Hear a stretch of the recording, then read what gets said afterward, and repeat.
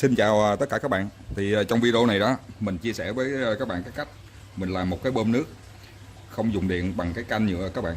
Khi làm á thì các bạn nhớ mua cái loại can á, mà nó dày để khi mà nó bơm nước á, nó không có bị móp lại. Và bây giờ mình sẽ khoan một lỗ ở đây các bạn. Cái chỗ này á, là mình cho nước nó bơm vào. Và ở bên dưới này á, là cho nước nó đi ra.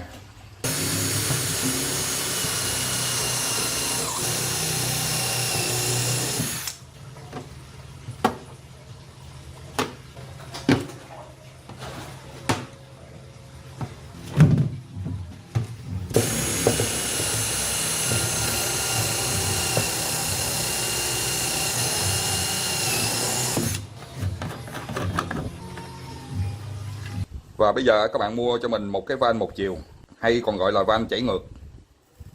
Một cái co 21 mm, hai cái nối răng ngoài 21 mm, hai cái nối răng trong 21 mm và một cái van khóa nước 21 mm. Ở cái đầu nối răng ngoài này á thì bây giờ mình sẽ lắp cho nó một cái ron.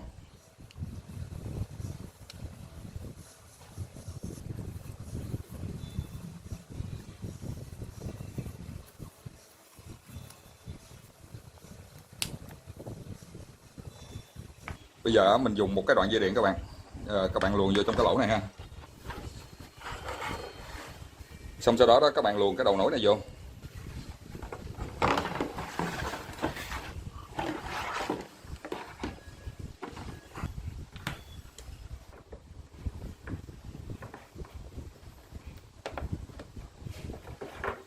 Ra đến đây rồi thì bây giờ các bạn lắp thêm một cái ron. Sau đó mình vặn cái đầu nối này vô.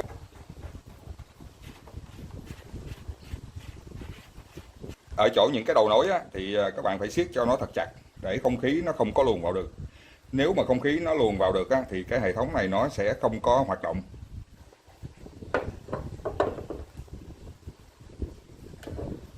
Và tương tự cái lỗ bên này cũng vậy. Mình sẽ luồn một cái sợi dây điện vô.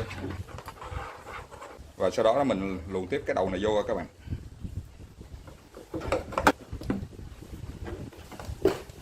Khi cái đầu nối này đưa ra nó ngắn quá đó, mà mình cho cái ron này nó vô á các bạn, nó hơi khó. Thì lúc này các bạn dùng cái kìm mỏ chuột á, mình cho cái ron vô và các bạn kẹp ở đây ha.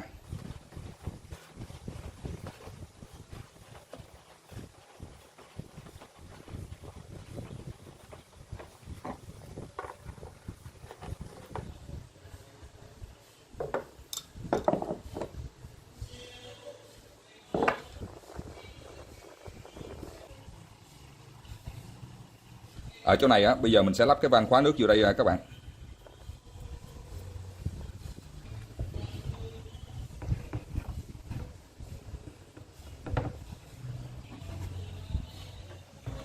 Và trong lúc làm lỡ mà cái hũ keo của mình nó hết rồi đó các bạn, mà ở bên trong này nó còn mà mình không có lấy ra được thì các bạn đừng có vứt bỏ đi ha.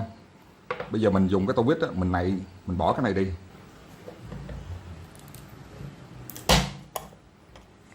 Và lúc này đó mình tha hồ mình lấy cái keo nó còn dư ở trong cái lon này mình sử dụng tiếp ha. Tại vì ở trong cái lon này cái lượng keo nó còn khá nhiều các bạn.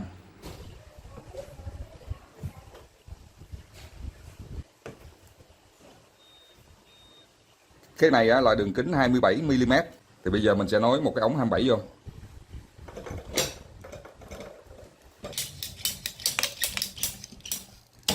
Và bây giờ mình sẽ dán cái nối 27 ra 21 vô trong này.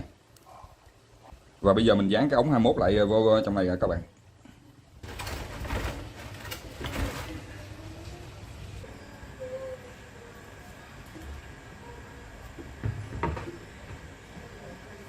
Bây giờ mình sẽ bơm đầy nước vào cái can nhựa này các bạn, và mình xem nó có hoạt động được hay không ha.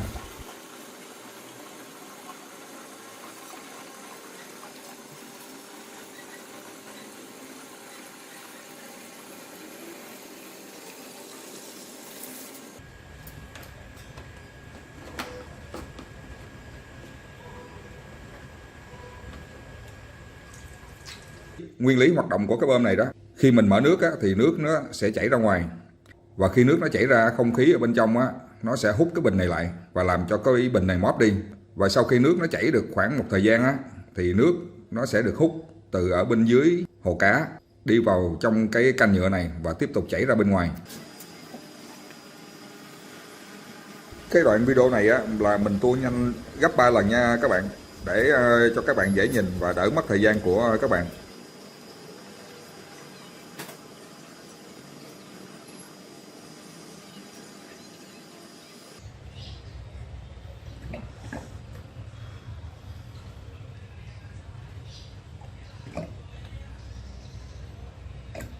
Nhưng khi nước ở trong bình á, nó đã chảy được 1/2 rồi đó các bạn, và nó có cái hiện tượng luồng không khí từ cái van này đi ngược vào trong cái canh nhựa, thì lúc này á, cái hệ thống nó không có hoạt động được.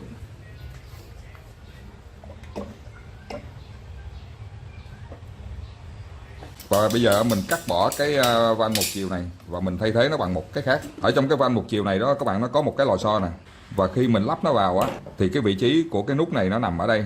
Lúc này cái lò xo nó bị nén chặt lại, vì cái lực hút của cái bình nhựa á, thì nó yếu hơn cái lực nén của cái lò xo này, nên cái van này nó không có mở ra được, làm cho nước không chảy vào canh nhựa. Bây giờ mình thay thế cái này bằng cái loại nó không có cái lò xo này, là cái van bằng thau. Loại này rất là nhẹ các bạn, vì nó không có cái lò xo nên nó không có bị kèm lại.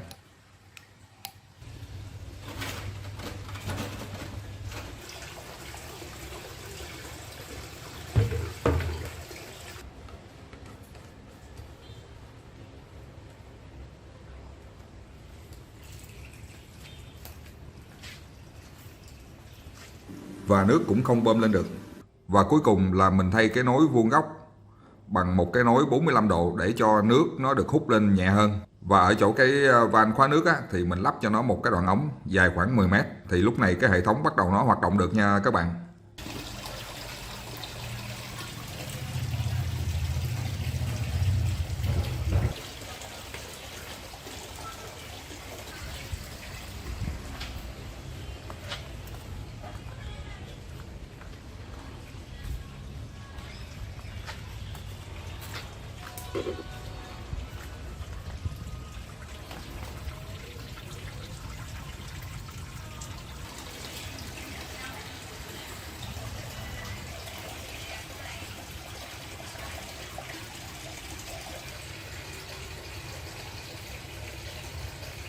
Nước càng chảy ra ngoài á, thì các bạn thấy cái bình á, nó càng ngày nó càng móp vô các bạn.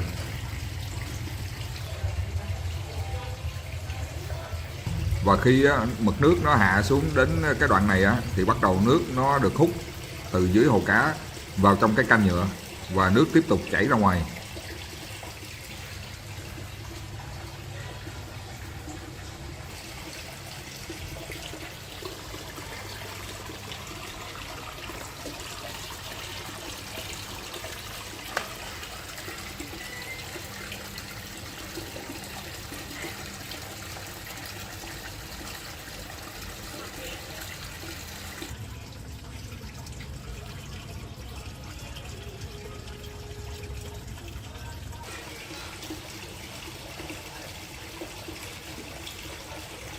Thì khi mà làm cái hệ thống này á, thì các bạn nhớ mua cái can nhựa loại dày, hoặc là các bạn mua những cái thùng phi sắt á, thì nó sẽ không bị móp, thì cái lực hút nó sẽ mạnh hơn. Rồi mình dừng video tại đây, bye bye các bạn, hẹn gặp lại các bạn trong những video tiếp theo.